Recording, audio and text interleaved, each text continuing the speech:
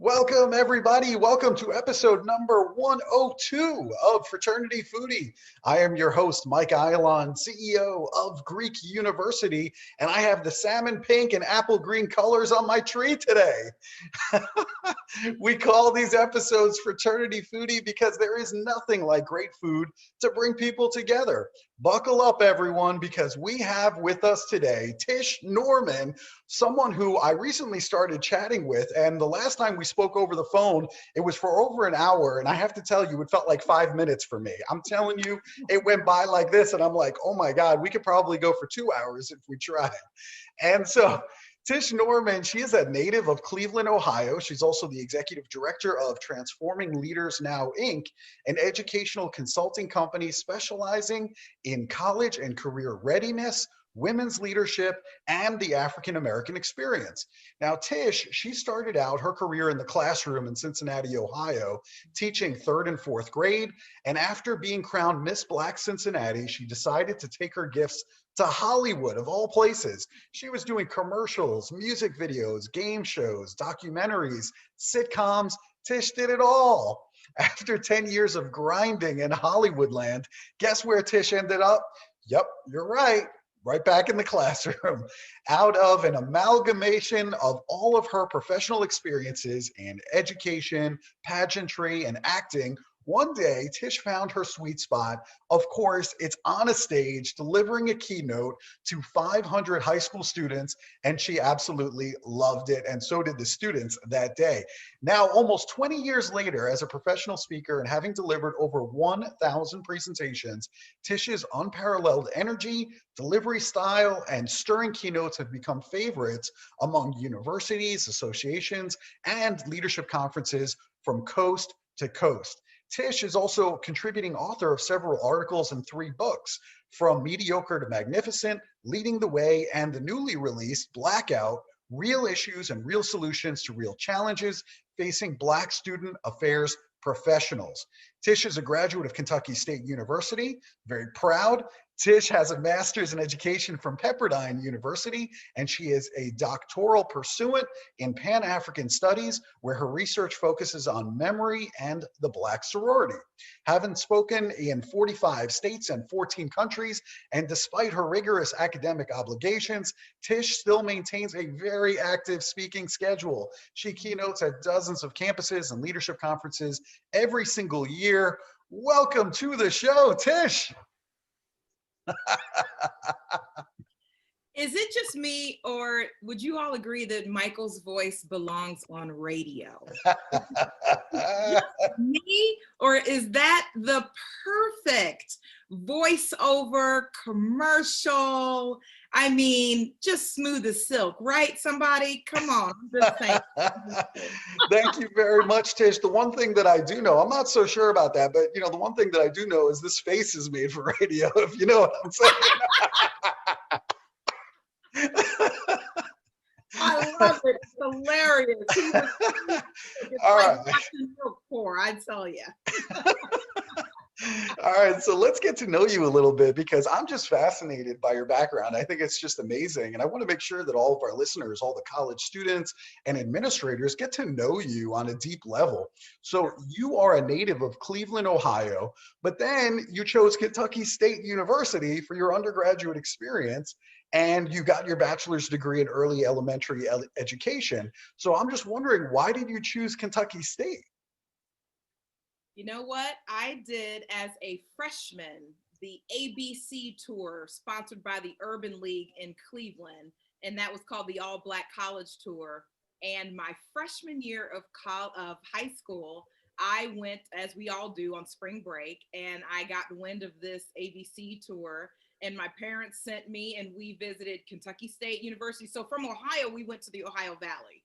We did Kentucky State, Central State, Wilberforce, Fisk, Meharry Medical School, and Tennessee State University. At the time, I had a cousin attending Kentucky State University, and it was all she wrote. Michael, it was the first and last school, the first and only school I applied to. And it was truly exhilarating. Now, All right. So now we know why you chose Kentucky State. That now it's starting to make total sense to me. And you are a proud member of Alpha Kappa Alpha Sorority Incorporated. So what made you want to join AKA? so here's the really cool thing. When we did, if I can just kind of make a connection from that first question to this question, when I visited Kentucky State University, that was the only school on the college tour that we got to spend the night on campus. Now that was extra special to me because, as I said, my cousin was like a junior there, or a sophomore at the time. And so out of all of these other schools, this was the campus we actually got to spend the night in the dormitory, in some unoccupied rooms. We got to eat in the cafeteria. We got to really see campus life. This was in the spring in Kentucky, where the weather was beautiful, where the grass is blue.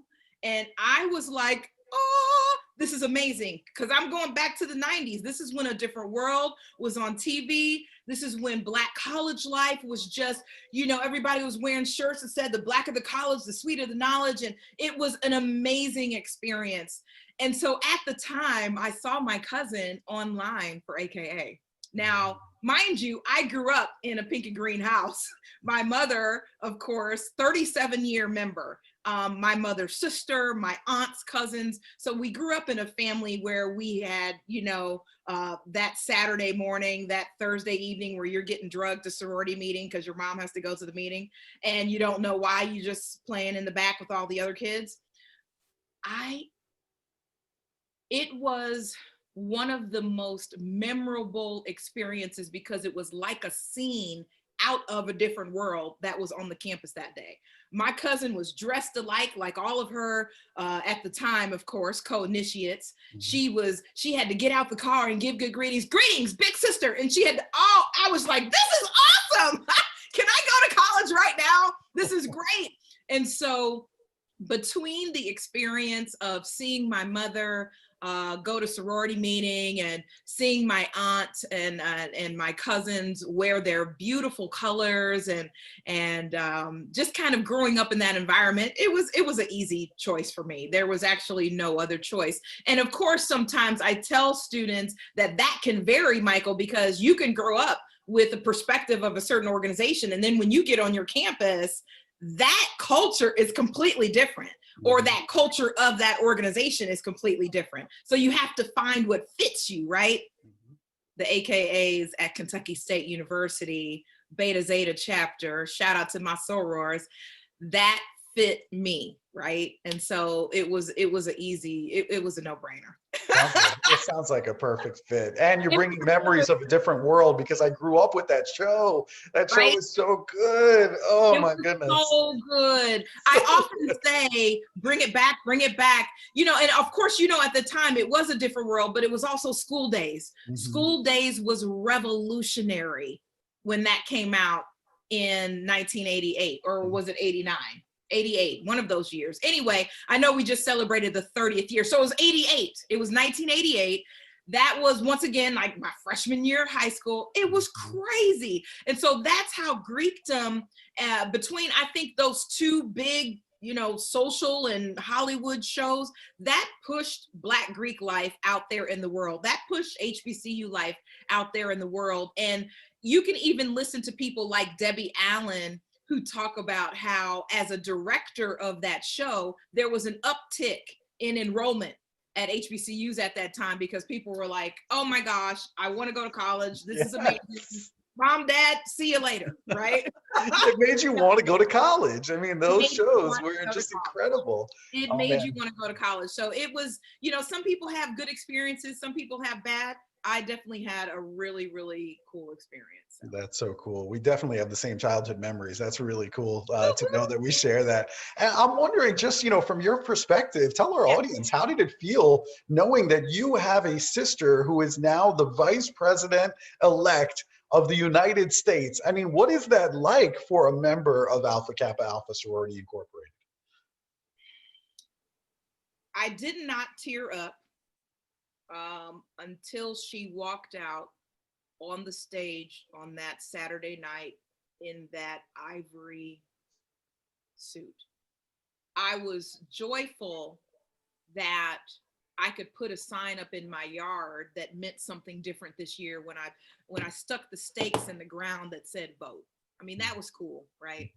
That was cool that she ran and that Joe Biden chose her as his running mate. Those were accomplishments and milestones in and within itself. Now, here's the thing about the cool thing about you and I.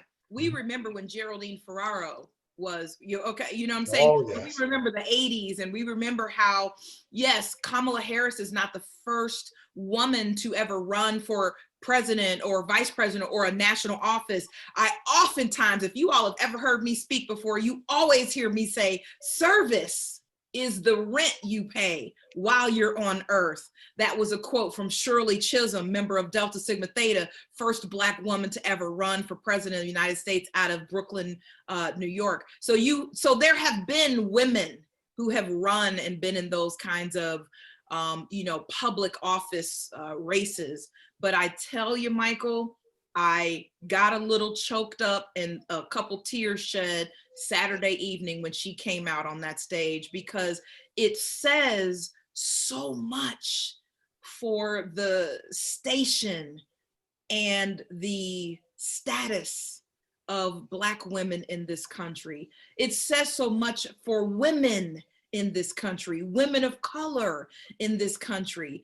And I tell you, I replay her speech over and over and over, where she talks about dreaming without conviction. I mean, dreaming with conviction, and different very, very poignant statements that she said, little girls are looking at me right now saying, I can do that, or this is possible. And so it is proud beyond measure. And I've said this before, and this is real talk, and I'm gonna be quiet after this. If she were a Zeta, if she were a Delta, if she were a Sigma Gamma Rho, if she were part of any other African-American Greek letter organization, I would be just as proud. But I would be lying to you if I didn't say if she is just a little bit sweeter. It's just a little bit sweeter that she and I are part of the same organization that all of these organizations have fought for in terms of, public action and work in the public sector for equality and equity among all human beings. So it is a glorious day. I think we've turned a page in the history books, and I can only be hopeful and prayerful that some very positive things will come out of a result of the Biden-Harris administration. That's beautifully said. Beautifully said. I love it. Hey, a couple Saturdays ago, Michael, it was a good day. Yeah, it was a good day. So what was cool, can I just say this before we move on? Sure. Right here in Atlanta, we know Atlanta, Georgia is kind of the, the cradle of the civil rights movement. We know this was the home of former House of Representative, political stalwart, John Lewis, who recently transitioned this year, among others. And the seat that has been replaced by John Lewis is by another woman who wears the salmon pink and apple green, Nikema Williams. Mm-hmm. And she had a pop-up. I mean, she literally had a celebratory pop-up on that Saturday and said, hey, anybody watching this, anybody seeing this post, let's meet down at the John Lewis mural. And we got, within 45 minutes, there were 60 sorority sisters there. Mm-hmm. And we all just played music and we hugged socially distant, right? And we sang our national hymn. And it was just a personification of what sisterhood, a manifestation of what sisterhood is all about, and those ties that connect us. Mm-hmm. And so while we were celebrating Nikema Williams, we were celebrating Joe Biden, we were celebrating Kamala Harris, we were celebrating anyone that experienced victory that day. And most importantly, I think we were celebrating sisterhood. So just to be a part of that, it was so dope. It really was. It was a good feeling, and Saturday was a good day. Yeah, I can only imagine how great that must have felt because, I mean, for me, we don't hear often enough high politicians talking about their Greek experience with such fondness. And I love hearing it because for me, as somebody who is such a pro Greek life kind of guy, I know Yeah. how instrumental that experience has been for all of these men and women. And I remember hearing Governor Mike Beebe, he's the past governor of the state of Arkansas. He invited us to the governor's mansion in Little Rock, and he started speaking about his experience and basically giving credit to the fraternity system for getting Yes. him organized in college and getting him on the right path to Yeah. eventually become governor of the state. And so when I hear, Kamala talk about it, and then now she is vice president elect of the United States, I'm like, oh my God, this is a whole new level. I mean, it's Whole just new level. whole It's new a whole level, new breaking level. glass everywhere. It's a whole new level. And women, no matter what color, no matter what background you are, it's a time to celebrate. For me to claim her as being a Black woman would not do her mother any good, as an American, as a Indian, South Asian. What is it? I'm messing up the culture, but I know her mother was Indian and father Jamaican, something like that. Yes. South Asian, Southeast Asia. I don't know. I'm messing that up. Sorry, everybody. But she's just as much her mother's child as she is her father's child. And that's Mhm. just as much a win for that culture as it is for Black folks. So it's just 100%. a win all the way around, all the I way around. agree. I agree. I think that is really, really great stuff. So let's talk a little bit about you being a professional speaker because you've been doing this for over 15 years. You've spoken in 45 states, 14 countries. You've given over 1,000 presentations during that time. That's just incredible. So I'm wondering, what is it about being a public speaker that makes this just the best job for you?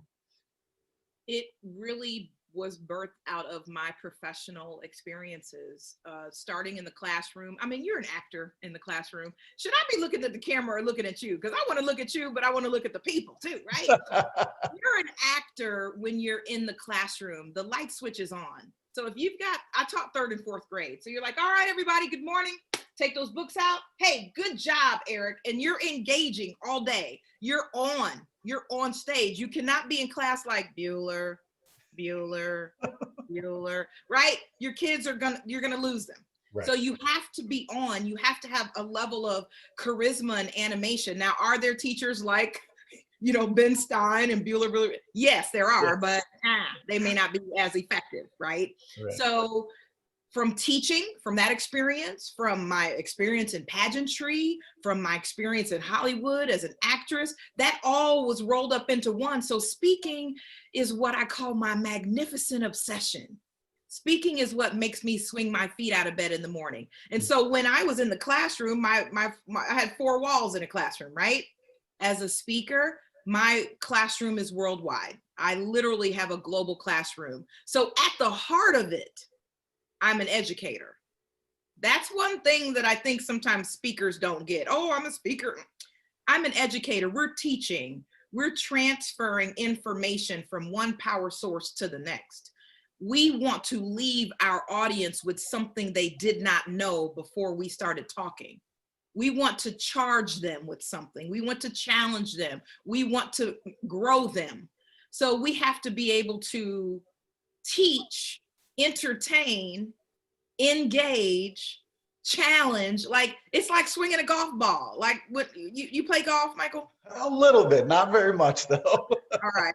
Well, when you hit a golf ball, you have to do 166 things at the same time to hit that little ball. If you're one of them is off, you're gonna miss the ball, or it's not gonna go as far and long and straight as it can go, right? Mhm, mhm. So you have to do those things at the same time. In the same way, to be an engaging speaker and to reach your audience to a place or in a place or at a place that another speaker hasn't done, you have to do multiple things at one time. And I know that I have been blessed with that gift to be able to do that, which is why, Michael, I have been before in a hotel, for example, in a ballroom. It doesn't have to be huge, but in a ballroom giving a speech, and the wait staff has come up to me afterward and said, wow, what were you just, I totally like was taking notes on what you were just talking about. Mhm. That means the message can apply to multiple audiences and it can resonate with different people who are at different stages of their life. That's when you know you have a good message. So I think the blessing that I've been able to experience is all of those professional experiences have been rolled up into one, into this kind of speaking career that it's like nothing else fits. It's like Mhm. this fits. So I got to roll with it. See, now I know why you're so successful, because it's a great analogy, swinging a golf club, 166 things have to happen all at the same time. And it really is. I mean, people want to know, what is the challenge of being a public speaker? It's getting those 166 things to all happen at the same time. It's not easy, but you're right. Your role as an educator really needs to come number one. And then you have all these other pieces that make that delivery really smooth, right, to the audience. So they Absolutely. retain it, they understand it, and they figure out how it applies to them, because everybody in the audience, it applies to them slightly differently, but it's a universal message that everybody can learn from the wait staff to the students to the professionals in the audience, right? Absolutely. Incoming students, first semester, first year of college, graduating seniors, super seniors. Hmm. Okay. Hmm. It really doesn't matter. So when you found that kind of sweet spot, some people say niche, some people say niche, however you pronounce it. When you have found your professional niche, your lane that you're running in, freaking keep running and Yeah. run hard and run strong and run long. I love that. I love that. And, it's interesting because we were talking about politics a little bit before. And, often I think about being a leader, and we look to our president to show leadership, whether it's Republican, Democrat, or whomever. So, talk to us a little bit about the importance of being a culturally competent leader who is purposeful, who is empowering, who is real, and somebody who's moral too. Oh, wow. Okay, so I'll tell you, the seed was planted before I even, or before I became aware, or before the word cultural competency had made its way into our lexicon. Mhm. I grew up not just in Cleveland, but in a city, in a suburb of Cleveland called Shaker Heights. Shaker Heights was literally an experiment. Okay. You can look it up on the internet. It was an experiment, like many towns in this country, where they started to integrate Black families into, predominantly white neighborhood. So when my parents moved there, or when our family moved there in the early 70s, I had no choice but to grow up with a gumbo of cultures in our area. It was fantastic. I believe that my rearing from K to 12 really planted the seed of this thing now that we know as cultural competency. Because when you think about it, it's understanding and communicating and interacting and respecting your worldviews as well as those from others. Can you be the only woman in a room with men and still work the room? Can you be the only African American in a room with all Latino people and still work the room? Can you stand confident and self-assured in your worldviews and in your perspective, and then still give and allow the same for your verbal exchange partner? That's what college is all about. College prepares you for the world, right? College prepares you. So when you're in organizations, when you're developing all these leadership skills, when you're doing all these things in college, socially and academically, right? Mhm. It is preparing you. It's like a little world. College is like a little world. And all of these skills that you gain in college help you so that maybe your fraternity brothers and sisters, your classmates, your roommates, soon those become your coworkers. Soon those become your clients. Soon, okay? And so your professors, they may become your supervisors. So when you're culturally competent, I believe something that a little bit more attention is being paid to in this world right now, and a lot more needs to be paid. It really encourages the acknowledgement. It's being mindful and acknowledging those with different views other than yours, those with different backgrounds other than yours. Diversity is not just black and white. We know that. Diversity is not just culture or color. Diversity is experiential. Diversity is gender. Diversity is age. Diversity, I mean, you know, we're diverse within diverse within diverse, okay? And so cultural competency, when I think of competency, that's know-how, that's acumen, that's skill, right? And so when you're competent, that means you do it well. That means you have skill in that area. So it's knowing that it takes time. You just can't throw a white person in a room with all black people and expect them to just, no, it takes time. You have to talk to people. You got to be on small teams of people. You have to learn. You have to take an older person and put them in a room with younger people. You got to take a man and put him in a room with young kids. There's an AARP video on YouTube. I promise you, everybody who's watching this now, go find the video. It talks about ageism and preconceived notions and perspectives that we have about age differences. And it's so amazing because that video shows this educational exchange that these people have once they already express what their preconceived notions are, their background perspectives. Oh yeah, old is like 50. Old is when you're like 60. And then on that video, they have 79 and 82-year-old women and men teaching young people. And they're like, oh yeah, definitely old now is like 100. Because but you had to put yourself in the environment for the exchange.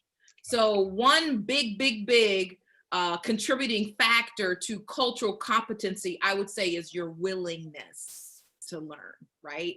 It's not just being in the environment, but the willingness to learn once you're in that environment, the acceptance, the appearance, the behaviors, the backgrounds, and it's being aware that others' opinions and backgrounds matter just like yours do. Yeah, amen. Amen to that. Now, you've been around fraternity and sorority a long time. And so I want to ask you this question because right now we are living in difficult times with the pandemic. We also have great divides in our country politically. I'm wondering, how can we sustain our fraternities and sororities in this environment? So here's the cool thing about, I'm assuming that you and I are somewhere around, like, we're close in age. I'm assuming that we're 70s babies or 80s babies, and we were reared and grew up in the 80s and 90s. Yep. That means our parents are baby boomers, right? Mm-hmm. Our generation is so dope, Mike, because we got one foot in the new school and one foot in the old school. We know what it was like before this. We could survive. Yeah. We knew what it was like. If mom and dad said, I'm picking you up from school, I'm gonna be late today, be standing on the side where the gym is at 4 o'clock, you better have your behind there or else you're gonna walk home. That's right. You're right. Text and call it, hey, be where you need to be. And you might have a quarter or a dime in your pocket in case you need to make a phone call. Mm-hmm. I say all that to say, sometimes drawing a connection, getting back to the basics, is good enough.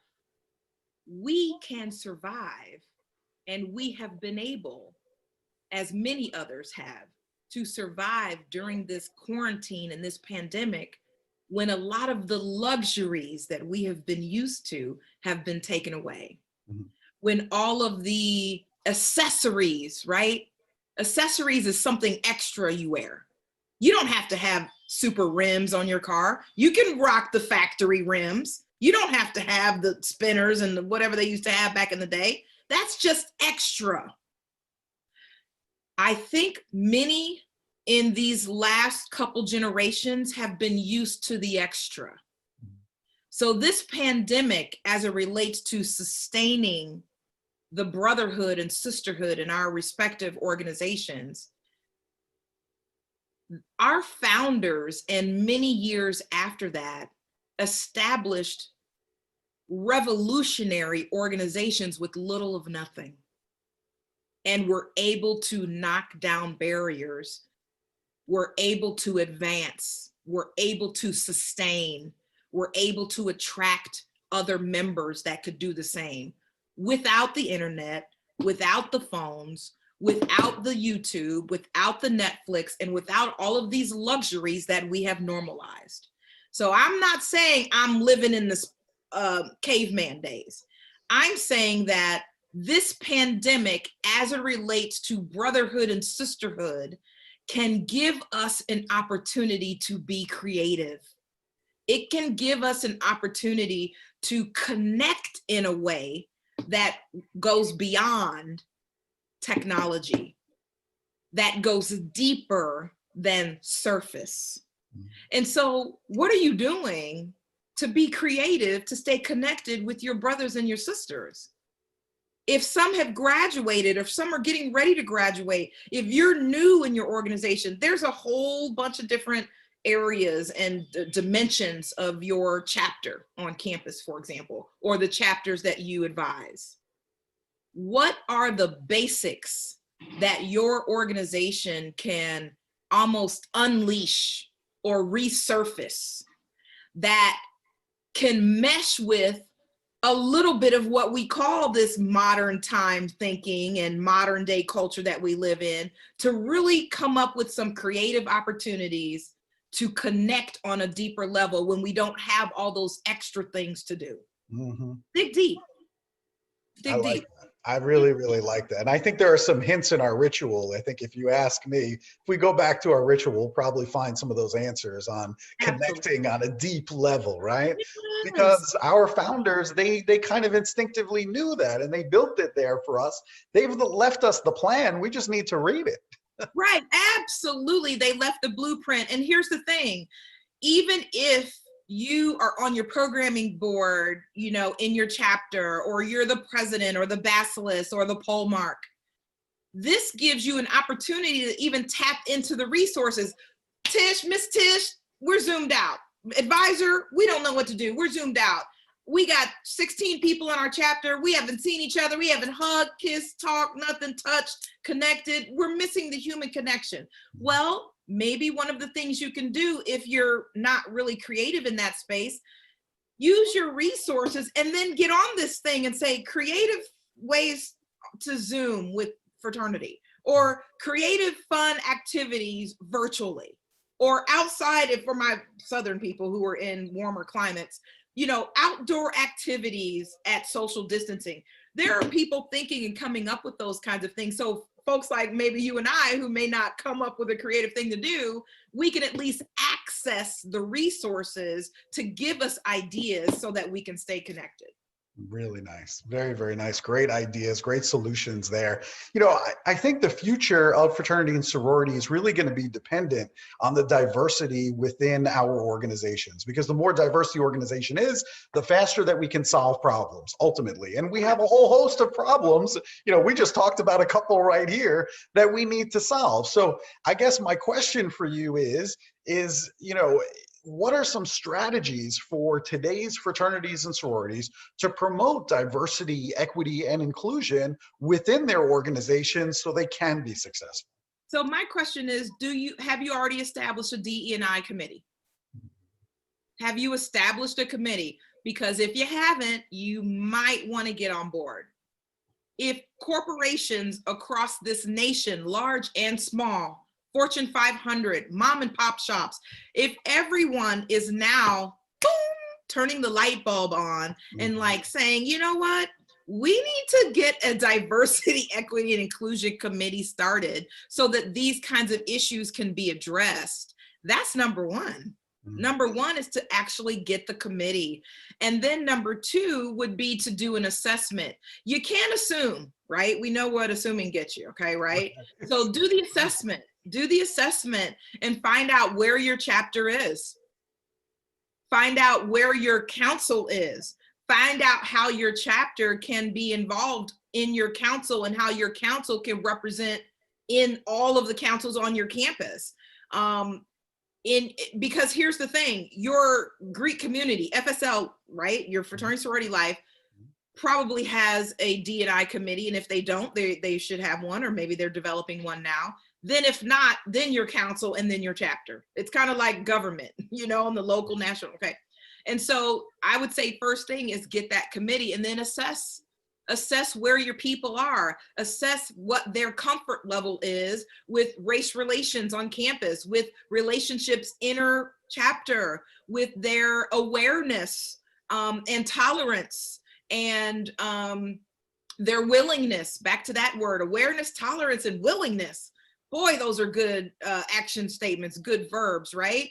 And so you want to do the assessment. And then once you get this assessment done, you can maybe start to look into future possibilities. So what can we do to address it? And like I said, this is not something that, you know, you don't throw a boulder down somebody's throat and expect them to just swallow it with a bottle of water. Sometimes you have to break the boulder up into little pieces. Sometimes it takes time, but to show the initial interest, to show that this is a topic and a subject that is important to you, to support as an organization other groups on your campus and inter-organizationally, those are the first steps. Those are the immediate actionables.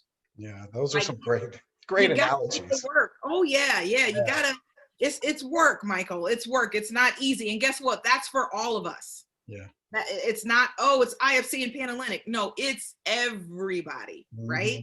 Yeah.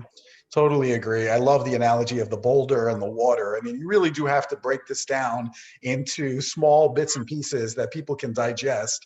And so I think you're spot on there. And I am starting to see it on council levels. You know, I am starting to see that actually start to happen where committee work is happening, that we have a position on the exec board on a council level that is strictly responsible for diversity within the council. And so I think we're making progress, but it's in small bites, right? It's slow. It's slow. Overnight.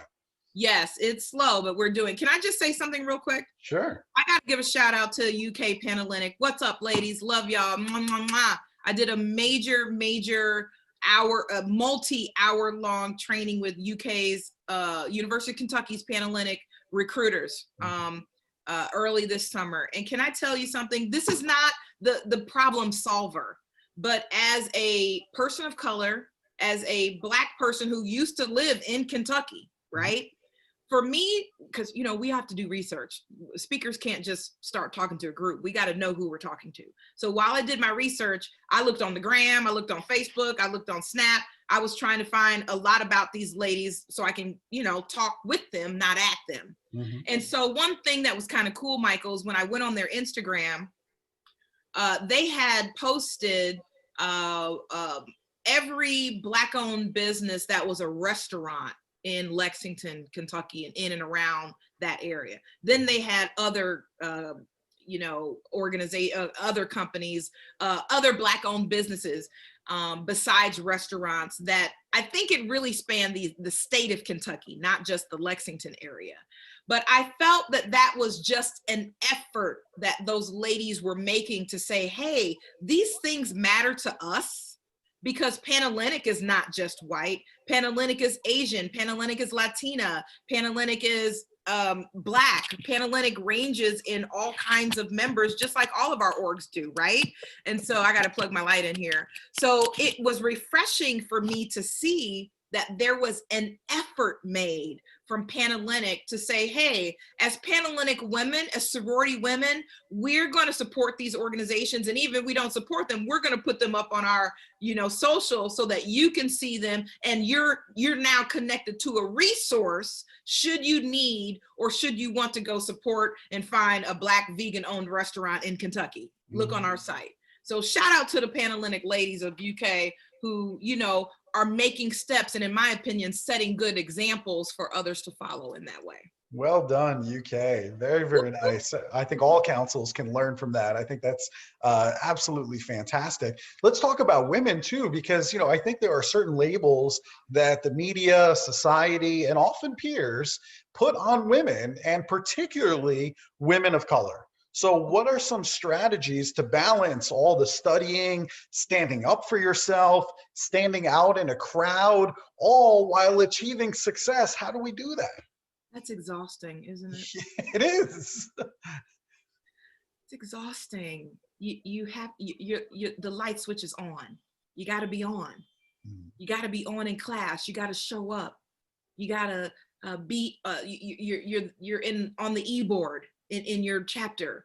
You got a boo, you got a part-time job, you got work study, you have all these things, home, and then keeping your appearance, all of these things. How do we balance it?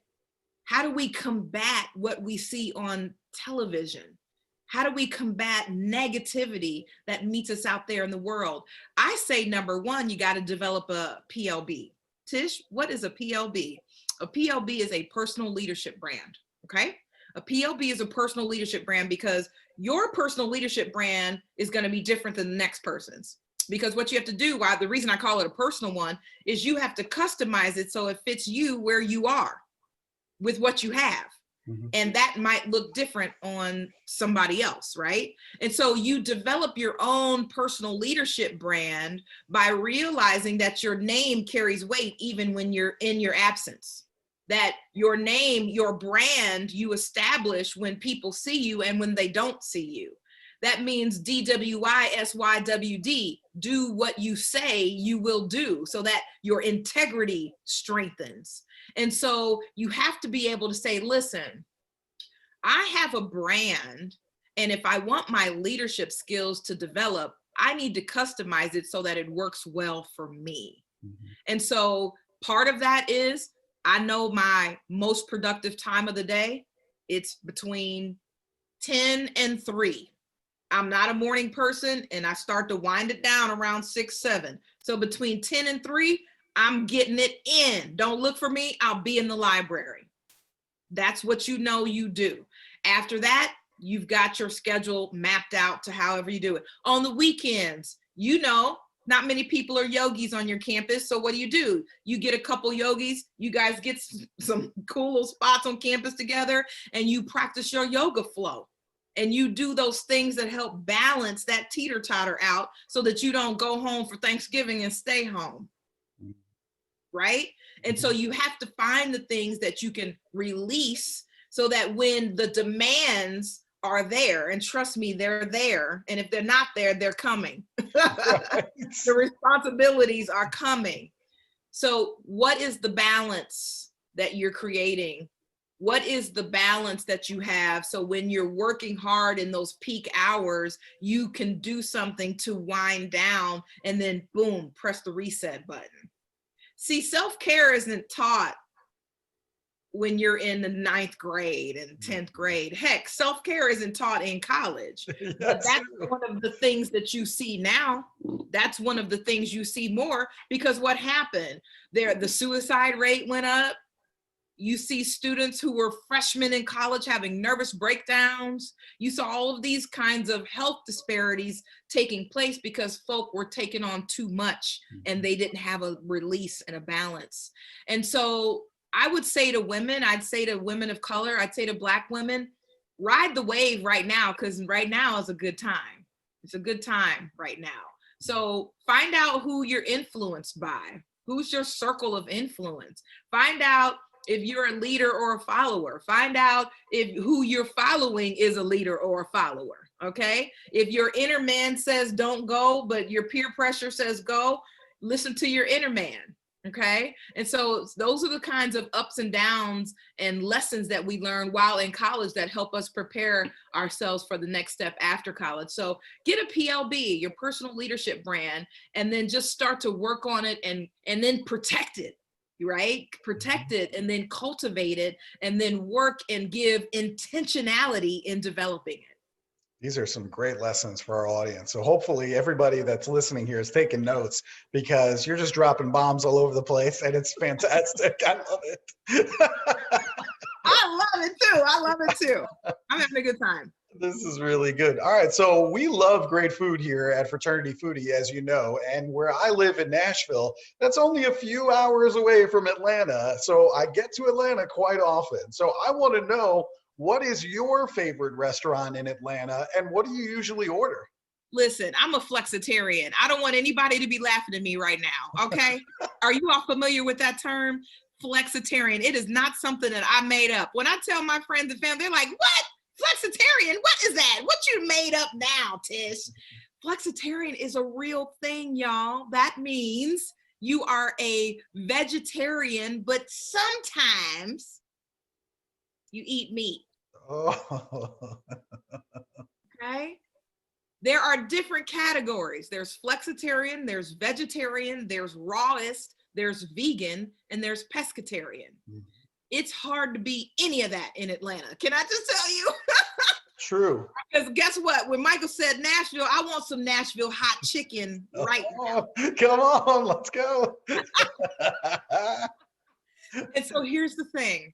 I wrote down two of my favorite restaurants that I wanted to mention. One is Busy Bee. Come on, Busy Bee. If you want me, you can find me in the A. Next time you come to Atlanta, if you don't come to Busy Bee, then you are going to just miss out. Been around since 1947. It's right at the heart of the AU Center where Clark Spellman Morehouse and Morris Brown are. Mm-hmm. You walk in this spot that's as big as my phone. This is how big Busy Bee is right here. But you walk in there and you see Samuel Jackson's picture on the wall. You see Jill Scott. You see Michael Jackson. You see all these people. I mean, everybody, if they've been through Atlanta, they come to Busy Bee because that's how good the food is. Mm. And here's the cool thing about Busy Bee, Michael. It's not that challenging for you to go in there and get a veggie plate and be 100% content. I.e. macaroni and cheese, i.e. sweet yams, greens, cabbage, lima beans, black beans, stuffing, fried okra, fried green tomatoes, honey butter biscuits, cornbread, and sweet tea. You're getting me hungry just thinking about all of this. Did I name one meat? No, you did great. Meat. No. Come on, man. Come on. When my father used to come down to Atlanta, because he would take a couple theology courses at Morehouse, and this was before I was living here. My sister was living here. And my sister took Dad there one time and got some fried okra. Now my family is not with us anymore, but Tammy said Dad would say, "Hey, take me to that spot where that fried okra was." And so Busy Bee is one of my favorite spots, and then Tassili's Raw Reality. Okay, my other spot is called Tassili's Raw Reality. Michael, are you a kale lover? Sure, I'll eat anything. Let me tell you, Tassili's Raw Reality takes seasoned fresh kale. It's a completely raw restaurant. Mm-hmm. Seasoned fresh kale with some yumminess and some chutney and corn and avocado and rice. Oh no, quinoa, not rice. Yeah. And they roll it up in a tortilla, and then you could dip it. Let's go. Let's go. When you go to Tassili's Raw, you have to make sure you go at a certain time, or like Busy Bee, there's going to be a line stretched around the door. And so you go to Tassili's, and if you get a small, the small is still this big. So if you get a large, you're going to be eating on it for 3 days. It's That sounds delicious. I can't wait to hit both restaurants in Atlanta with you. I'm calling you. We are going, and I can't wait to have a meal with you. I think this sounds fantastic. This sounds really, really good. All right. So if a student or an administrator is listening to this interview right now and they want to bring you in to speak, and I know that they do, what is the best way for them to learn more about you and connect with you? Okay, fantastic. So all you have to do is find me on a couple different mediums. Number one, go to tishnorman.com. That is www.TISHNORMAN, tishnorman.com. There you can find out some more about me, and there's a spot for us to make contact with each other. I'm on all social medias, Tish Norman on Twitter, Speaker Tish Norman on Facebook, and I am Tish Norman on the gram. I'm not on TikTok, y'all. I'm not on TikTok, and I am not on Snap. So if I can get a 19-year-old intern, Michael, if I can get a 22-year-old intern, then maybe I'll get on TikTok and Snap. But right now, y'all, it's Twitter, it's Facebook, it's the gram, and my website, tishnorman.com. I love it. I'm going to get you on TikTok because even a guy like me enjoys TikTok, and go check it out and you will love it. You got to get into the dances. I'll teach you all the dances. I'll get you up to speed. Don't you worry. Okay. joking. I know you can do the whoa. I know you can do the whoa. Yes, yes. You see, you're ready. You're ready. You just punched your ticket to TikTok. I love it. Yeah, everybody's doing the Monica challenge. There's a new Monica challenge out right now where everybody's doing the when every time the beat drops, Yep. everybody's doing that. Oh yeah. Okay. You got to keep up with the trends, you see. But we'll get you there. Don't worry. Don't worry. We'll get you there. We have to be connected with the people we're talking to, right? So, That's right. That's where they all are. They're all on TikTok. I'm telling my you. niece is a junior in college, so I need to just You're just gonna have to do it. You'll you get got to there. get me on Snap and TikTok. See, because then it'll be something else, Michael. Because it I was know. Snapchat. Now TikTok has pushed Snapchat out. Then it's gonna be something else. It'll be something else tomorrow. But Okay. I'm not on Snap, y'all. Just look me up on the website. Look me up on the gram. Look Tish, me up on Twitter. I tell you what, this has been so much fun. I have so much fun every time that we talk. I feel like we can drag this interview. We can talk all day. We can explore all kinds of places together and we would have a blast. So I really enjoy spending time with you. I just want to tell you that. I mean, some of the answers that you gave here today, I mean, what a gold mine of information for our listeners. So I hope that everybody is going to like this video. Everybody is going to share this video with somebody that they know. And let's make sure that Tish gets to every college student in the country, because I tell you what, she's unbelievable. So thank you. Thank you so much for spending time with us today. Michael, good information never expires. There you go. So thank you for the app to share and to connect with you on another level, and make sure you take care of that tree back there in the corner, all right? I definitely will. I promise you that. Thank you to our listeners. We hope you enjoyed it, and we hope to see you on another episode of Fraternity Foodie. Bye for now.